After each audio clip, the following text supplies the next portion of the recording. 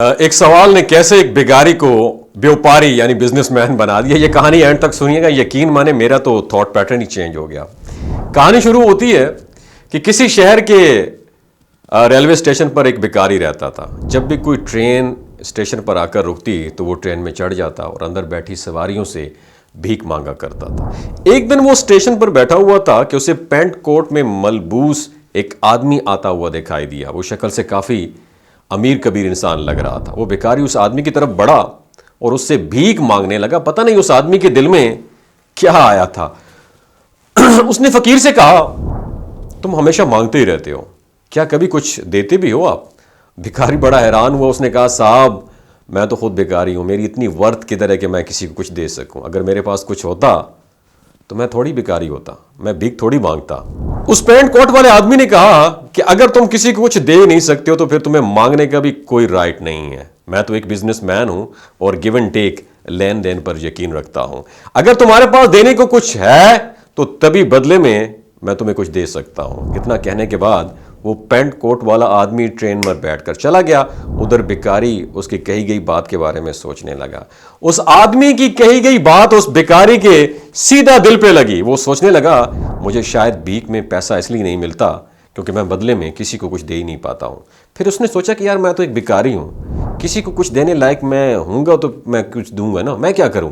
लेकिन एक बात उस भिखारी ने अपने दिल में ठान ली कि अब कोई भी उसे भीख देगा तो उसके बदले में उस शख्स को मैं कुछ ना कुछ जरूर दूंगा। लेकिन सवाल फिर वही था कि वो क्या दे, क्योंकि उसके पास देने के लिए तो कुछ भी नहीं था। कई दिन ऐसे गुजर गए, हर वक्त वो सोचता रहा कि वो बदले में लोगों को क्या दे, लेकिन कुछ भी नहीं समझ पा रहा था। एक दिन वो रेलवे स्टेशन पर बैठा हुआ था कि उसकी नजर स्टेशन पर लगी हुई कुछ फूलों पर पड़ी। उसने सोचा, क्यों ना मैं लोगों को भीख के बदले में फूल दे दिया करूं।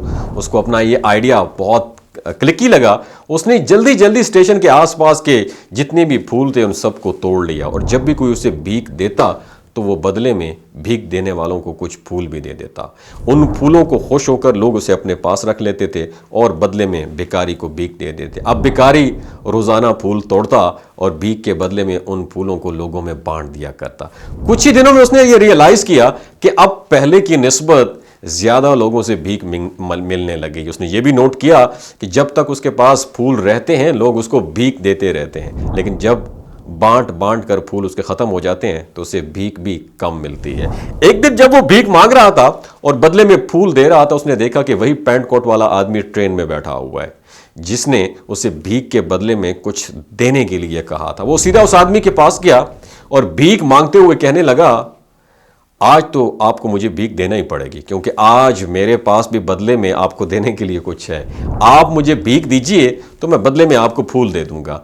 उस आदमी ने उसे भीख के रूप में कुछ पैसे दे दिए और बदले में भिखारी ने उसे फूल दे दिए। और उस पैंट कोट वाले आदमी को यह बात बहुत पसंद आई। उसने कहा, वाह क्या बात है, आज तुम भी मेरे तरह व्यापारी बन गए हो, बिजनेसमैन बन गए हो। इतना कह के फूल लेकर वो आदमी स्टेशन से उतर गया। लेकिन उस आदमी की कही गई बात एक बार फिर भिखारी के दिल में उतर गई। वो बार बार उस आदमी की कही गई बात उसके बारे में सोचने लगा और बहुत खुश होने लगा। उसकी आंखें अब चमकने लगी। उसे लगने लगा कि अब उसके हाथ कामयाबी की वो चाबी आ गई है जिसकी मदद से वो अपनी ज़िंदगी को बदल सकता है। वो ट्रेन से नीचे उतरा और आसमान की तरफ देखते हुए खुशी से चलाया, मैं भिखारी नहीं हूं, मैं एक व्यापारी हूं, मैं एक बिजनेसमैन हूं, मैं भी अमीर बन सकता हूं।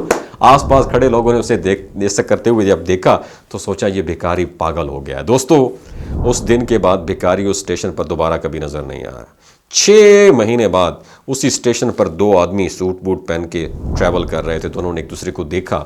उनमें से एक ने दूसरे से हाथ मिलाया और कहा, डू यू नो मी, क्या आप मुझे जानते हो? दूसरे आदमी ने जवाब दिया, नहीं मैं आपको नहीं पहचान सका। मेरे हिसाब से शायद हम जिंदगी में पहली बार मिल रहे हैं। पहला आदमी बोला, no no no no no, आप याद कीजिए, हम पहली बार नहीं तीसरी बार मिल रहे हैं।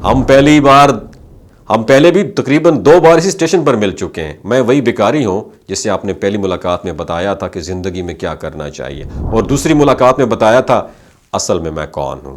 आपके दिखाए हुए रास्ते पर चलते हुए मैंने इसी स्टेशन से फूल तोड़कर अपने बेचने का आगाज काम शुरू किया था, बिज़नेस शुरू किया था, और अब मेरे फूलों का एक बहुत बड़ा बिज़नेस है और इसी कारोबार के सिलसिले में मैं दूसरे शहर जा रहा हूँ। आपने पहली मुलाकात में मुझे कुदरत का वो असूल बताया था जिसके मुताबिक हमें तभी कुछ मिलता है जब हम दूसरों को कुछ देते हैं। लेन देन, गिव एंड टेक का ये असूल बहुत अच्छे तरीके से काम करता है। मैंने बहुत अच्छे तरीके महसूस किया, लेकिन मैं ख़ुद को हमेशा एक भिखारी ही समझता रहा। इससे ऊपर उठ के मैंने कभी ज़िंदगी में सोचा ही नहीं। और जब आपसे मेरी दूसरी मुलाकात हुई तब आपने मुझे ये बताया कि मैं एक व्यापारी, बिजनेसमैन बन चुका हूँ। अब मैं समझ चुका था कि हकीकत में एक भिखारी नहीं हूँ, एक व्यापारी बन चुका हूँ। मैंने समझ लिया था कि लोग मुझे क्यों भीख दे रहे हैं, क्योंकि वो मुझे भीख नहीं दे रहे थे बल्कि उन फूलों की कीमत अदा कर रहे थे। सभी लोग मेरे फूल खरीद रहे थे क्योंकि इससे सस्ते फूल उन्हें कहीं भी नहीं मिलते। मैं लोगों की नज़रों में एक छोटा व्यापारी था, लेकिन खुद की नज़रों में एक भिखारी ही था। आपके बताने पर मुझे समझ आ गया था कि मैं एक छोटा व्यापारी हूँ। मैंने ट्रेन में फूल बेचने से जो पैसे इकट्ठे किए, उससे मैंने फूल खरीद कर बेचना शुरू कर दिया। इसी तरह मैं फूलों का व्यापारी बन गया और यहाँ के लोगों को फूल बहुत पसंद है। उनकी इसी पसंद ने आज मुझे फूलों का व्यापारी बना दिया है। वो दोनों बहुत आदमी खुश थे और अगले स्टेशन पर उतर गए और अपने अपने रास्ते पे चले गए। दोस्तों, इस कहानी से हमें बहुत कुछ लर्निंग हासिल होती है कि कहानी में पैंट कोट वाला आदमी, बिजनेसमैन, गिव एंड टेक के असूलों को अच्छे तरीके से जानता था। दुनिया के बड़े बड़े बिजनेसमैन, अमीर लोग इसी असूलों पर अमल करके कामयाब हुए। इसी फार्मूले को उस भिखारी ने उसने बताया और भिखारी ने सच्चे दिल से इस असूल को अपना लिया और उसका असर उसकी ज़िंदगी में साफ नज़र आने लगा। उसने अपनी सोच बदली, उसकी ज़िंदगी बदली। दोस्तों, बात करने का मकसद ये, अगर हम खुद को छोटा समझते रहेंगे तो हमेशा बोने ही रहेंगे। बड़ा बनने के लिए हमें अपनी सोच को बदलना होगा और ख़ुद को बड़ा समझना होगा। कामयाबी आपकी सोच में छुपी हुई है। ख़ुद पर एतमाद करें, अपनी सोच को बड़ा करें और देखें कि कैसे आप कामयाबी की ऊंचाइयों पर पहुंच जाएंगे। अपना बहुत ख्याल रखिएगा। आखिर में एक इन्फॉर्मेशन आपके साथ शेयर करना चाहता हूं कि ये जो गिलगित बल्तिस्तान के लोग हैं, इनकी एवरेज उम्र 90 साल से भी ज़्यादा होती है। You know why? क्योंकि ये लोग शिलाजीत इस्तेमाल करते हैं। शिलाजीत के अंदर 85 मिनरल्स होते हैं। अगर आप चीज़ों को जल्दी भूल जाते हैं, मर्दाना कमज़ोरी महसूस करते हैं, औलाद जैसी नेमत से महरूम हैं, स्पर्म काउंट कम है, टेस्टोस्टेरोन हार्मोन इम्बैलेंस है, आप सदाबहार जवान नज़र आना चाहते हैं, खून की कमी को दूर करना चाहते हैं, हड्डियों जोड़ों के दर्दों से निजात हासिल करना चाहते हैं, मोटापा कम करना चाहते हैं, तो शिलाजीत ज़रूर इस्तेमाल करें। एक बात आपने दिमाग की खिड़कियों को खोल के याद रखना है, हमेशा ऑर्गेनिक और कुदरती चीज़ों का इस्तेमाल करें। केमिकल वाले फूड सप्लीमेंट खुदारा इस्तेमाल ना करें।